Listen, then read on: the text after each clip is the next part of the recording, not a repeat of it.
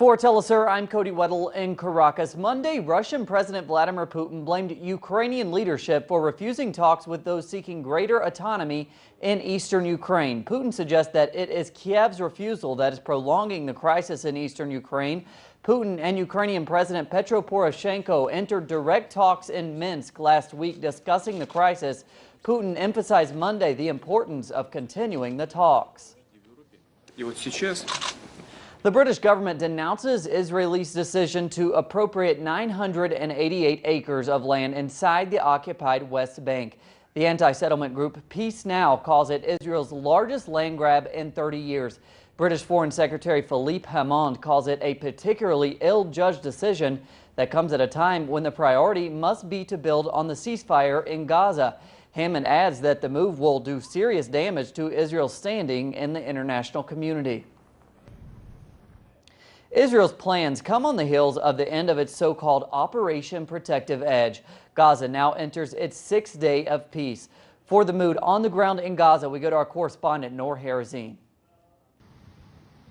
It's almost a week. It's the sixth day of this ceasefire in the Gaza Strip, and it is still holding. There has been no violations. Today, fishermen were able to fish up to 6 nautical miles. Also, farmers were able to visit their farms, even the farms that are located inside the 300 meters no-go zone. However, the top story is the reconstruction of the Gaza Strip. From the Israeli side, they said that the war costed them up to $1.5 billion. However, on the Palestinian side, and with all of the damage and the destruction in the Gaza Strip, the estimating of this war, of the cost of this war, is over $6 billion, and it could need over 20 years to reconstruct the Gaza Strip. However, the good news that the residents of the Gaza Strip received is that the Palestinian Prime Minister Rami Alhamdulillah said in a statement in Ramallah that they will be renting new homes and flats for those families who were left homeless and displaced. These homes will be rented for them next month, offering them a new shelter.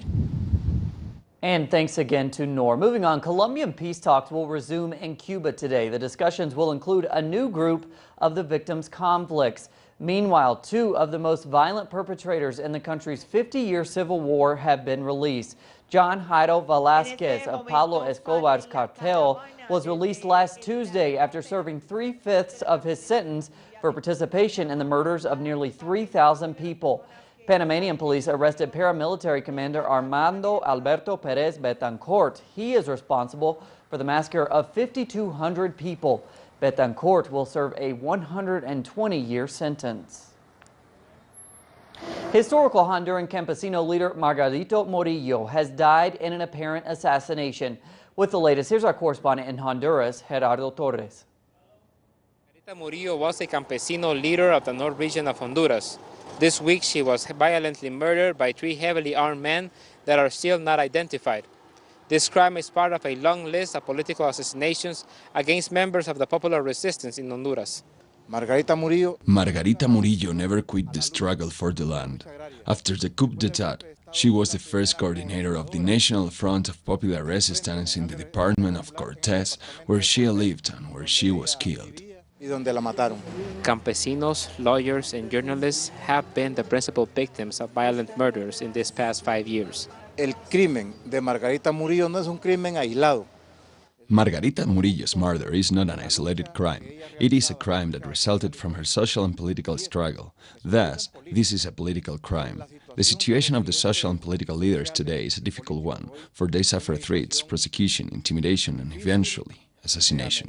De persecución, de intimidación y de asesinato. The average of impunity in campesino murders is even higher than the national rate of 95% in general crimes. It's highly probable that Murillo's murders may remain unpunished. Gerardo Torres, Telesur, Central America.